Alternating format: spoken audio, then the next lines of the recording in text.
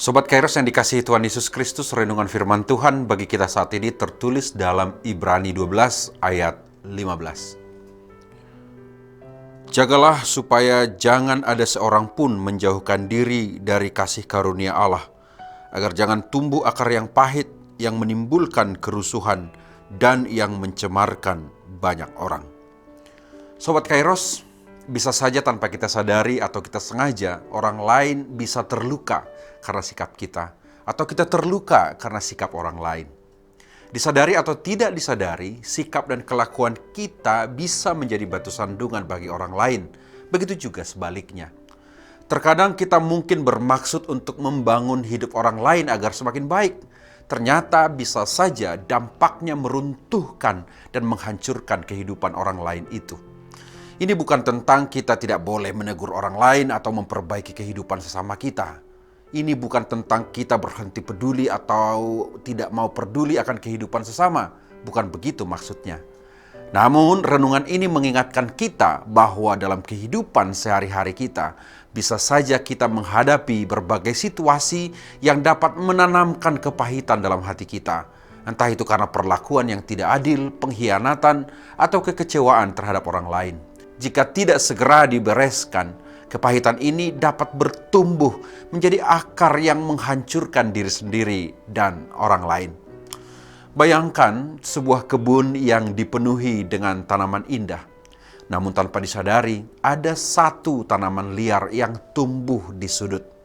Awalnya kecil, tetapi jika dibiarkan, akarnya akan menjalar dan merusak tanaman lainnya.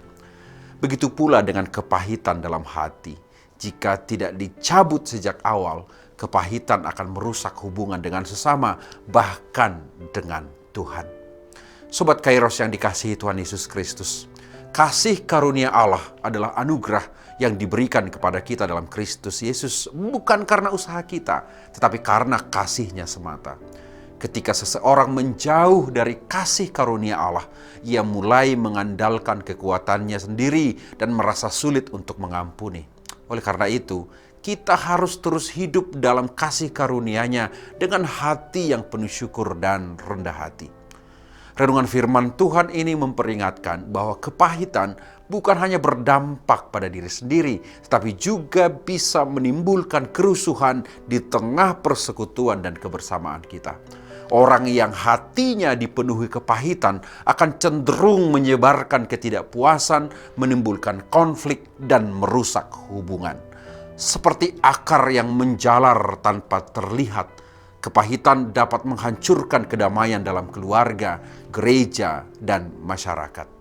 Ketika kepahitan dibiarkan berkembang, bukan hanya hati kita yang terpengaruh, tetapi juga orang-orang di sekitar kita. Sikap negatif, perkataan yang menyakitkan, dan tindakan yang tidak penuh kasih dapat menular kepada orang lain. Oleh sebab itu, kita semestinya memilih untuk mengampuni dan melepaskan kepahitan agar hidup kita tetap menjadi kesaksian yang baik bagi orang lain. Sobat Kairos, bagaimana mengatasi akar kepahitan? Paling tidak, pertama, marilah introspeksi diri dengan memohon kuasa Roh Kudus menunjukkan jika ada kepahitan dalam hati kita. Setelah itu, pastikanlah bahwa kita bersandar pada kasih karunia Allah dan mengingat bahwa Tuhan telah mengampuni kita dan kita dipanggil untuk mengampuni orang lain. Janganlah pernah lupa berdoa dan melebur dalam kehidupan bersama dengan Tuhan, sebab kasih Kristus selalu mampu memulihkan hati yang terluka. Dan secara praktis, mari kita mengambil tindakan rekonsiliasi, berdamailah dengan orang yang telah melukai kita. Sobat Kairos, dengan demikian, sebagai orang yang percaya, kita dipanggil untuk hidup dalam kasih dan damai sejahtera Tuhan. Jangan biarkan kepahitan merusak hubungan kita dengan Tuhan dan sesama.